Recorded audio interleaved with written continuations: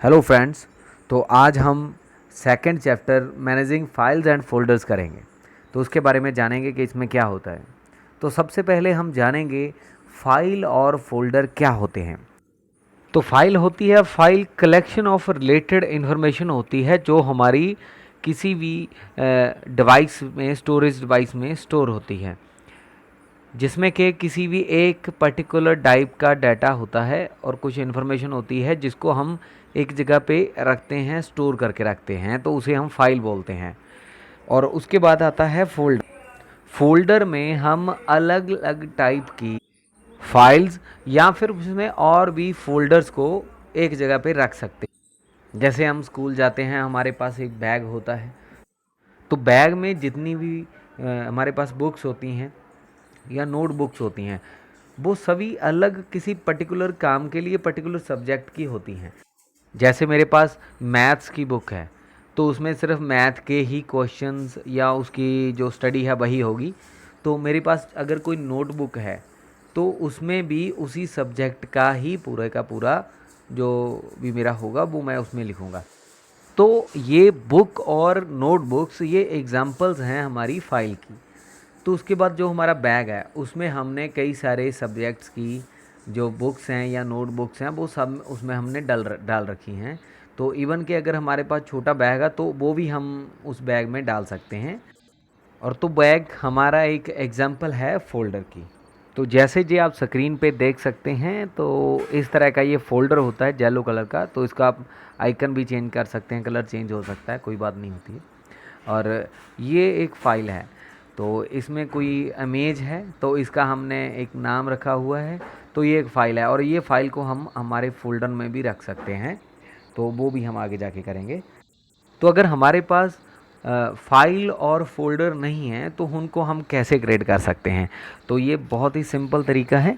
तो फोल्डर को क्रिएट करने के लिए हम कहीं पे भी, ये जैसे हम देख रहे हैं कि हम डेस्कटॉप पे हैं, इसके अलावा आप किसी भी ड्राइव में या किसी और फोल्डर में कहीं पे भी जाके कहीं पे भी राइट क्लिक कर सकते हो। तो यहाँ पे न्यू लिखा है नीचे, तो इसमें हम फोल्डर पे क्लिक करेंगे और ऐसे छोड़ देंगे तो ये न्यू फोल्डर इसका नाम रह जाएगा। अगर हम चेंज करना चाहते हैं तो यहाँ से ये चेंज हो जाएगा। अगर वैसे छूट गया तो उसके बाद भी हम राइट क्लिक करके ऐसे रीनेम पे जाके तो इसका जो नेम है वो चेंज कर सकते हैं। और फाइल हम कैसे क्रिएट कर सकते हैं ये हमारे ऊपर डिपेंड करता है। जैसे हमने ये नोटबुक, मैंने नोटपैड सॉरी, तो मैंने नोटपैड ओपन कर ली है, तो इसमें मैंने कुछ टाइप किया है और इसको बाद मैंने इसे सेव कर दिया है। और कहाँ मैंने सेव करना है वो मैंने सेलेक्ट किया, तो यहाँ पे मैंने सेलेक्ट करके सेव कर दी है फ़ाइल।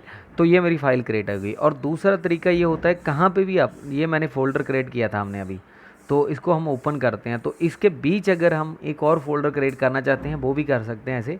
और अगर हमने फ़ाइल क्रिएट करनी है तो राइट क्लिक करके तो ऐसे न्यू में जाके, तो जैसे ये कोई भी फ़ाइल है तो आप जैसे भी करना चाहते हैं तो वो भी यहाँ से कर सकते हैं, उसका नेम ऐसे दे सकते हैं। तो ये दूसरा तरीका है फ़ाइल को क्रिएट करने का।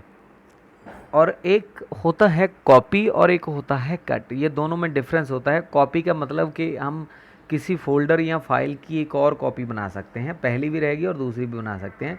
कट के साथ पहली ख़त्म हो जाती है, दूसरी जगह पे हम उसे उसे हम मूव भी बोल सकते हैं।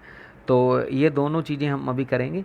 ये देखिए मेरे पास ये एक फ़ोल्डर है, तो मैं इसकी एक और कॉपी करना चाहता हूँ। इसको मैं यहाँ से कॉपी करना चाहता हूँ, किसी और पीसी में करना चाहता हूँ, कहीं पे भी करना है तो मैं राइट क्लिक करूँगा, यहाँ पे ये मैं कॉपी पे क्लिक कर दूँगा। तो अगर मैंने यहाँ पे रखना है इसको, दूसरी कॉपी कहाँ क्रिएट करनी है, तो ये मैंने यहाँ पे करनी है, तो यहाँ पे मैं राइट क्लिक करूँगा और ये पेस्ट आ गया, तो मैं पेस्ट कर दूँगा। तो ये यहाँ पे ऐसा हो जाएगा, ये मैंने कॉपी किया है, दोनों जगह पे ही कॉपी रहेगी इसकी, कहीं पे भी हम कॉपी पेस्ट इसको कितने बार भी कर सकते हैं। तो ये दूसरा है हम मूव कैसे कर सकते हैं। तो मूव करने के लिए तो हम एक जगह से उठाकर कहीं और पे रखना चाहते हैं, तो ये मैंने इसको दिया कट। कट का मतलब हम मूव करने वाले हैं, तो ये कट किया। कट करने के बाद हम कहाँ पे भी इसको ले जाना चाहते हैं, मूव करना चाहते हैं, तो ये मैंने यहाँ पे पेस्ट कर दिया। अब एक ही जगह पे रहेगी। अगर हम कट करते हैं तो एक जगह पे रहती है, अगर कॉपी करते हैं तो वो दोनों जगह पे ही रह जाती है। और इनके लिए शॉर्टकट्स भी होते हैं। सेलेक्ट करने के बाद कॉपी को हम कंट्रोल सी करते हैं और कंट्रोल वी के साथ हम पेस्ट करते हैं, कंट्रोल एक्स के साथ। तो अब बारी आ गई है कि हम किसी फाइल को अगर डिलीट करना चाहते हैं तो वेरी सिंपल, इसके लिए भी 2-3 ऑप्शंस होती हैं। तो आप राइट क्लिक करके ऐसे डिलीट कर सकते हैं। अगर ऐसे नहीं करना चाहते हैं तो कीबोर्ड से आप ये वाला डिलीट की प्रेस करो और उसके बाद हम डिलीट कर सकते हैं। तो जब हम डिलीट करते हैं ये हमसे कंफर्म करता है ऐसे कि ये करना है या नहीं करना है। तो यस करेंगे तो ये हो जाएगा, अगर गलती से हो गया तो आप इसे कैंसिल भी कर सकते हैं, नो कर सकते हैं। जब हम किसी भी फाइल या फोल्डर को डिलीट करते हैं तो उसके बाद वो रिसाइकल बिन में चला जाता है, ये होता है रिसाइकल बिन।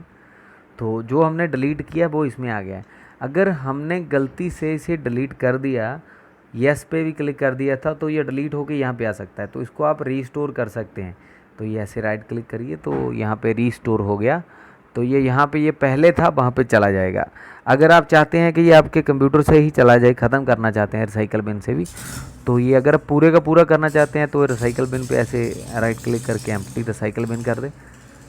तो ये या फिर दोनों पूरे को सिलेक्ट करने के बाद ऐसे कर सकते हैं।